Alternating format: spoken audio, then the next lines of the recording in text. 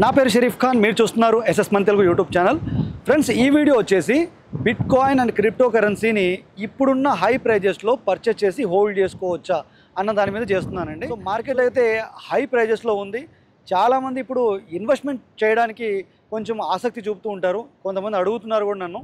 ఇంతకుముందు ఎవరైతే ఇన్వెస్ట్మెంట్ పెట్టుంటారో వాళ్ళందరికీ కూడా ప్రాఫిట్స్ వచ్చి ఉండొచ్చు. అంటే ఎవరైతే last time 40,000 below bit coin price ఉన్నప్పుడు, $40,000 బిలో బిట్ కాయిన్ ప్రైస్ ఉన్నప్పుడు పర్చేస్ చేసి హోల్డ్ చేసి ఉంటారో వాళ్ళకి మంచి ప్రాఫిట్సే వచ్చి ఉండొచ్చు. Bit coin and Ethereum, BNB వీటిలో మాత్రమే.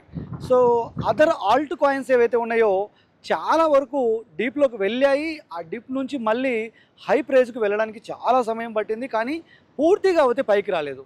ఎవరైతే ఆల్ట్ కాయిన్స్లో ఇన్వెస్ట్మెంట్స్ పెట్టి హోల్డ్ చేసుకున్నారో వాళ్ళకి ప్రాఫిట్స్ అయితే పెద్దగా ఉండకపోవచ్చు, ప్లస్ లాస్ కూడా రికవరీ కాకపోయి ఉండొచ్చు. సో ఇక్కడ చూసుకున్నట్టయితే bit coin, Ethereum and BNB మాత్రమే ఇక్కడ ప్రైజెస్ అనేది బాగా పర్ఫార్మెన్స్ ఇచ్చాయి, మంచి ప్రాఫిట్స్ అయితే ఇచ్చి ఉండొచ్చు. సో వాళ్ళు ఎవరైతే ప్రాఫిట్స్ పొందున్నారో వాళ్ళు కొంతమందికి చెప్పుండొచ్చు క్రిప్టో కరెన్సీలో ఇన్వెస్ట్మెంట్ పెడితే మంచి ప్రాఫిట్స్ వస్తాయి అని చెప్పేసి.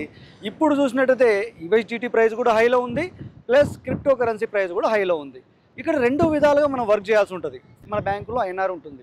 సో ఈ ఐఎన్ఆర్ని ఫస్ట్ మనం తక్కువ ప్రైస్కి యూఎస్డిటీ పర్చేజ్ చేయడానికి యూజ్ చేయాలి. ఓకే, యూఎస్డిటీ పర్చేజ్ చేయడానికి తక్కువ ప్రైస్లో ప్రయత్నించాలి. సో ఒక మంచి ప్రైస్లో యూఎస్డిటీని పర్చేజ్ చేసిన తర్వాత ఆ యూఎస్డిటీని హోల్డ్ చేయాలి. ఎప్పుడైతే మార్కెట్ కాయిన్స్ అవుతాయి, ఆల్ట్ కాయిన్స్ కానివ్వండి, బిట్ కాయిన్, సో ఇతర కాయిన్స్ ఏవైనా సరే, మార్కెట్ పరిస్థితి బాగలేక వాటి డౌన్ సైడ్ మనం చూసినప్పుడు, బాగా పడిపోతున్నప్పుడు వాటిలో పార్ట్లీ మనం బై చేసుకోవడం చాలా వరకు మంచి ఉద్దేశం.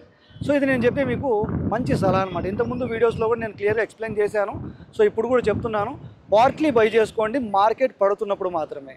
సో ఇక్కడ మనం ఫస్ట్ యూఎస్డిటీ ప్రైస్ డౌన్ అయినప్పుడు యూఎస్డిటీని పర్చేజ్ చేయడానికి ట్రై చేయాలి.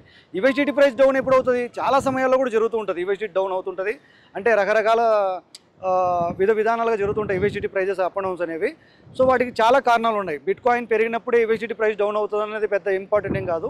సో చాలా విధాలుగా కూడా యూఎస్డిటీ ప్రైస్ అనేది అప్ అండ్ డౌన్ జరుగుతూ ఉంటుంది. సో యూఎస్డిటీ ప్రైస్ ఎప్పుడైతే డౌన్లో ఉంటుందో మీకు ఒక మంచి ప్రైస్ అనిపించినప్పుడు దాన్ని పర్చేజ్ చేసుకుని హోల్డ్ చేసుకోవాలి.